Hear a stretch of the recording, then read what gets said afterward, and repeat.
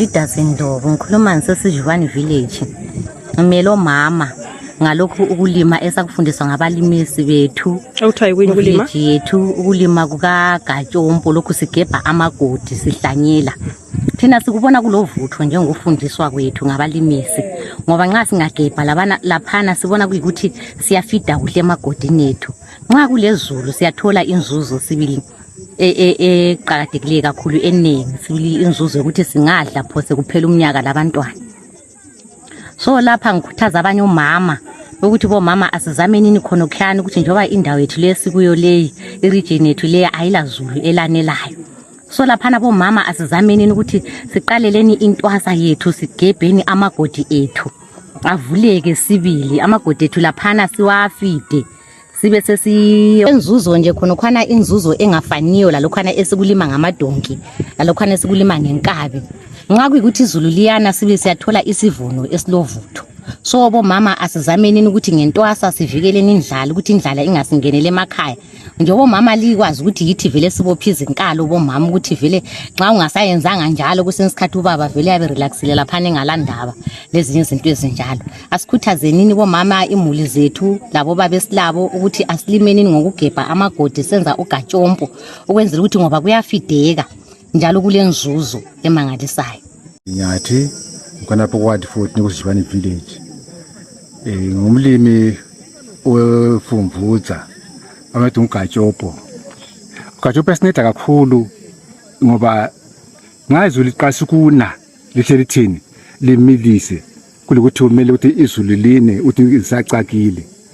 Ngazokuthi na ngasulimi ngofumvuza kuleli vuno esingcono ngoba nxa amabele ekhipha ihlamvu lesithupha lesikhombisa uyafaka i-top dressing khonapho.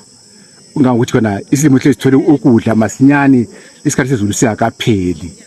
Kunjalo ngikwezile lokho kwesikhathi eside kwaphinda futhi ababilimisi bona ngokwabathena hayi lingasasimeleli ukuthi size sibuye emasimini sesilifundisele silekwadi method.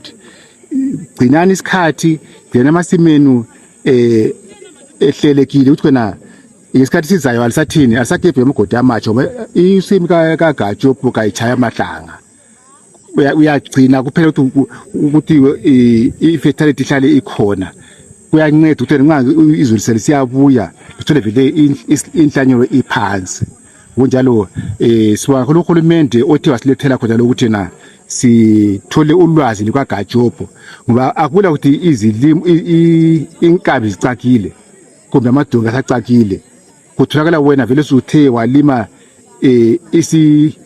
ultinyanya khotla isilinganiso sakho but kuncane kule 50 by 50 isivande sakhona kodwa siyakunika phose amasaka ngu20 nxa sikukhangile kulemsezo omlutshwane futhi ngoba indawo ehlakula futhi ayinkulu ukuthi kana lapho ohlakula khona uyabe vele usucultivate kuphothi amazi abuya angene phansi.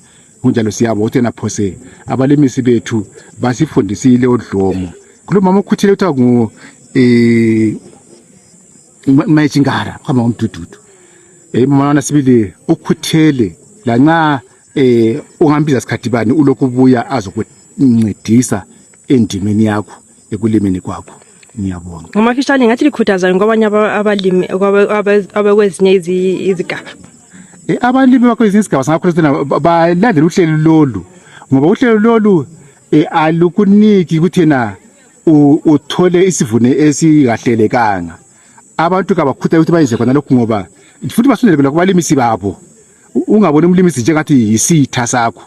Umlimisi kabe ngumngani wakho ngoba ngweza ukuthi na akunika ama measurement ukuthi amagodi achona ngokunganani abebazi okunganani ezace unganani izipimelo zokubalimisi njalo ukuthi imikhandlo yamabele yakho ayehlukana indima lapho kungene khona omunye umforo kulandela omunye umforo kuyaziwa ngabalimisi.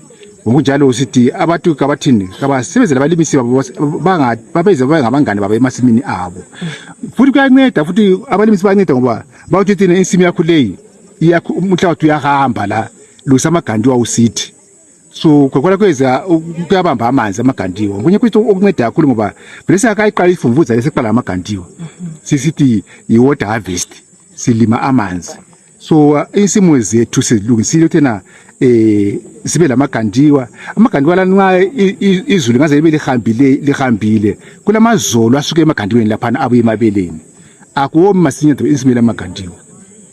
Ngiyabonga. Ngumsoneni Sibanda, ngise number 2 eSijubani village. Lapha ngikhuthaza ngokulima ngokwa Gatshopo uNtwasa. Kuqakatheke kakhulu njalo kuyasinika isivuno ukudlula ukulima ngezinkabi. Ikakhulu kathesi kunje kungu-October sesiqalisile ukugebha amagodi. Sigebha amagodi sikhamba sifaka umquba ukuthi umquba uhle uvuthwe. Nxa kufika isikhathi sokulima laphana kuba lula sesifaka ke inhlanyelo zethu. Qeda lapho kuqakathekile futhi ukuthi nxa sokuphumile sokumilile sesifaka imulching sesimulcha ukuthi loba izulu lingana kungabi kuwome masinyane. Njalo lokho saqalisa uGatshopo lo hayi isivuno singcono noma kulezulu loba kulazulu awusweli asoze uswele. Ikakhulu sikhuthaza ukuthi sihlanyele amabele endaweni yethu le eGwanda yiyo amelana lelanga noma sokutheni awusoze uphuma ubamba izandla.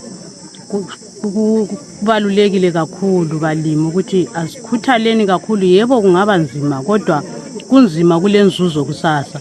Lokho kulima ngenkabi lani njalo kuyakhoza futhi lokugugudeka komhlabathi lamanzi.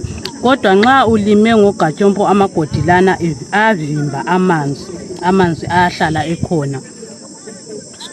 Ngikhuthaza lokuthi abantu sifakeni amagandiwa ukuze amanzi ethu ethole lapho ahlala khona okwesikhathi eside. Yikho esikukhuthaza kakhulu balimi ukuthi umlimi olensimu eloGatshopo uyazazi ukuthi utholile. Sibonga abalimisi bethu abasikhuthaza lokho kakhulu. Odlomo, oChingara, oMabhonga basikhuthaza ngakho lokho. Siyabonga imfundiso yabo enhle. Hayi lami ngiyabonga.